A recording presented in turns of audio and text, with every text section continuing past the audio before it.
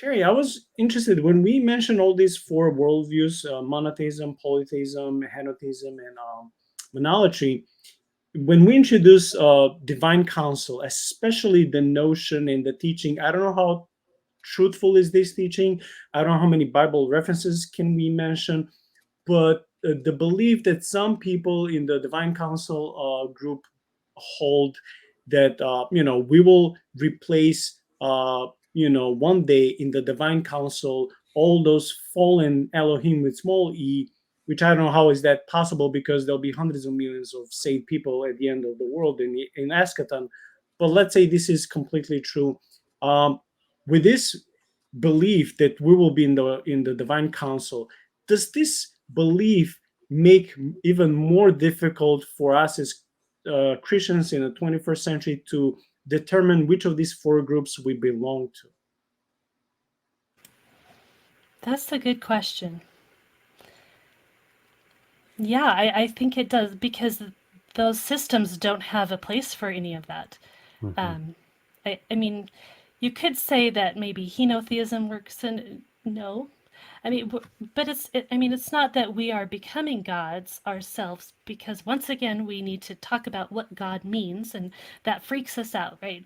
We don't want to say that we're becoming gods, because we're not talking about LDS theology, and so once again, we need to be very careful about talking about things in the way that people understand what we're saying.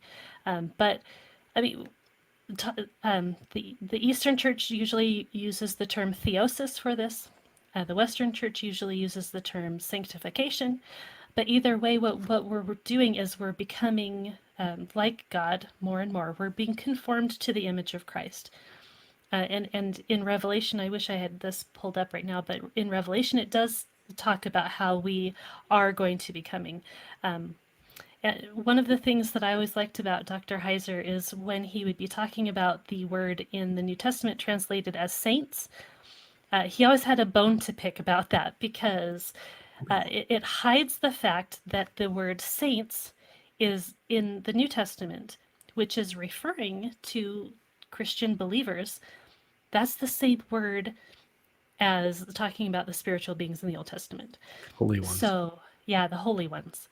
So, if we can understand that we are now the holy ones, and there's a process that we're going through in order to receive this sanctification, or this theosis, or this divinization, however you want to say it, we aren't becoming God Himself. We are being conformed to His image in a way that we have been meant to be from the beginning, because we have always been the image of God, Mhm. but we haven't been living into that image.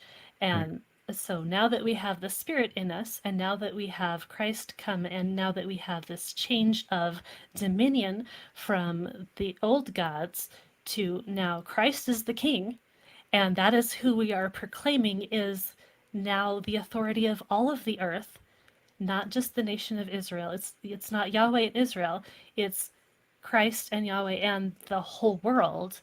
And that is what we are proclaiming as Christians. And so I think living into the Christian body of Christ like that is already being part of that. So it's part of the eschatology idea of already but not yet. Mhm. We are victorious. We are changed. We are the image of Christ, but we're also becoming that. And I think that becomes very difficult for people to talk, because they want their nice little neat boxes and say, this is where we are here, and this is where we are there, and this is where we'll be when we go to heaven. And the Bible never talks about us going to heaven in that way, because it's always an embodied reality that we're supposed to be living here and into the next, beyond the Age veil, to however come. you want to say that. Yes. Yeah. Yeah. No, I think that's a really good approach when you start looking at that question of, do we become a part of this divine council? Well, I mean, there's so many different scriptures. So the holy ones, that one specifically, but there's also the sons of God. I know that someone in the comments mentioned it, but I also was thinking about the same thing. And John, and the first chapter of John To those that believe, he gave them the right to become sons of God. Well, that phrase specifically everywhere else in the Old Testament is speaking of divine beings that are operating operating in the counsel of God. You see it in 1 Kings 22, and you see it in Job at the first chapter, right? It's the sons of God are appearing before him, and they're divine ones that are specifically, if you look at Hasatan, one that's roaming the earth, going to and fro and seeing what's going on it, right? You see this phrase in the Old Testament that has a definite meaning, and now it's being applied to us as believers. Holy ones being the other one that's a very strong connection if we're not changing the name to saints. It's one of those choices that we talked about at the very beginning of this episode, that it will hide something.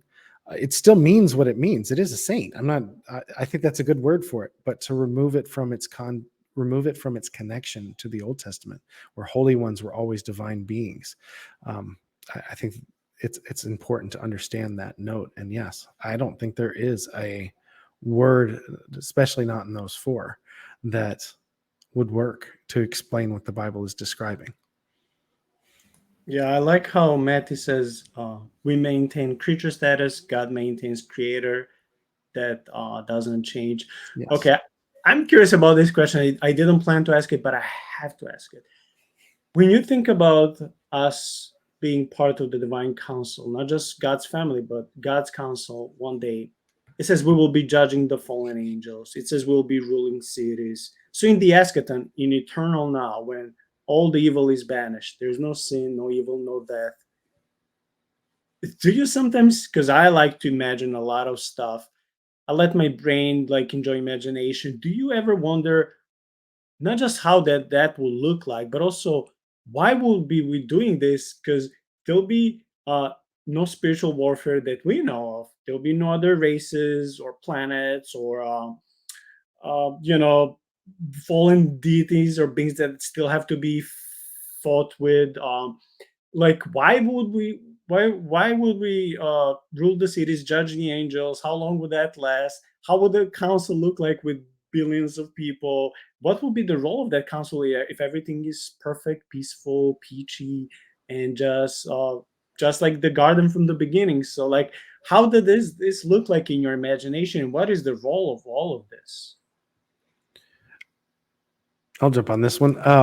This is something that has been, that's a great question, and it's something that's been on my mind for a long time, especially since discovering Heiser's work and going, okay, what does it matter to me? And if I take this and go, I'm supposed to be a part of this divine council, what am I ruling when everything's been subjugated to God? It's recognizing that God always partners with humanity, and that was the intention from the beginning. So there is a return to Eden in one way, but beyond Eden in another. Adam and Eve are described in terms that would make them seem like adolescents and children, whereas we'll be approaching that from, as Paul puts it, right now, I see in a mirror dimly, but then I will see face to face. And when I was a child, I did childish things, but now that I become a man, I put away childish things. Is that we're going to be participating in the rulership of the cosmos with God.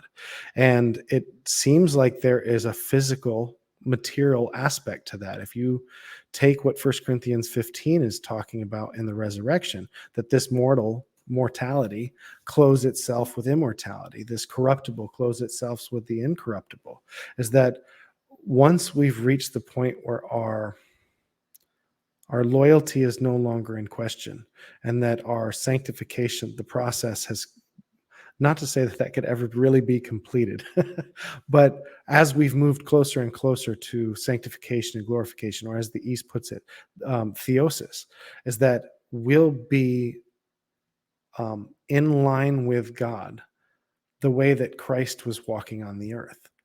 And what did he do?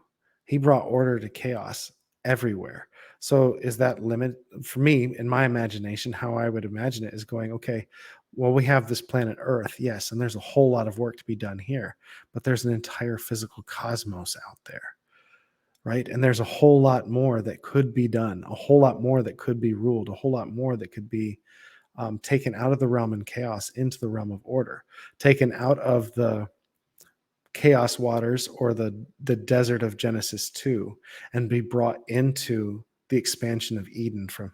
And I just think it's a beautiful picture to imagine and go, okay, how can I start that now?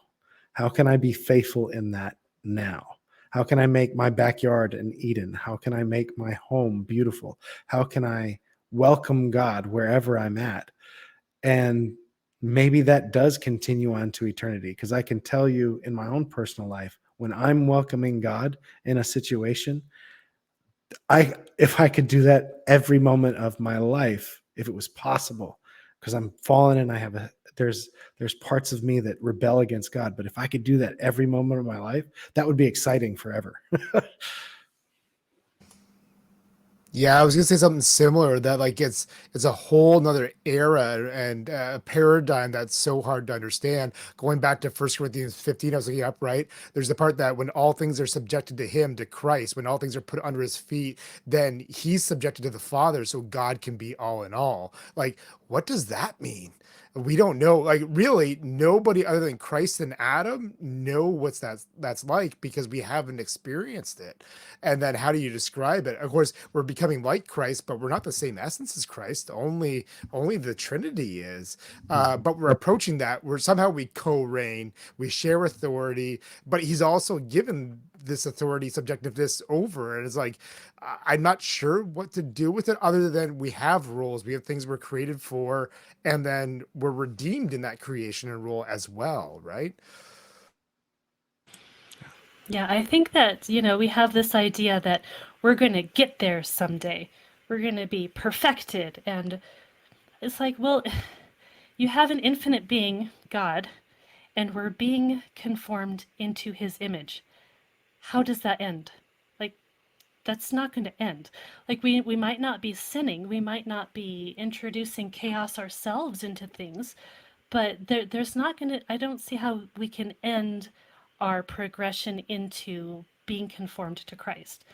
Like, because we were always going to be his creatures, and we're never going to be God. Mhm. So as we're progressing on that path, that's a never-ending path, and it's just a path into more awesomeness and more amazing things that we can't even imagine what that looks like. But I think that this idea of, here we are now, we're going to suddenly be in a state where we're just perfect and there's nothing else to do ever, that doesn't make any sense when we're talking about being conformed into the image of an infinite being.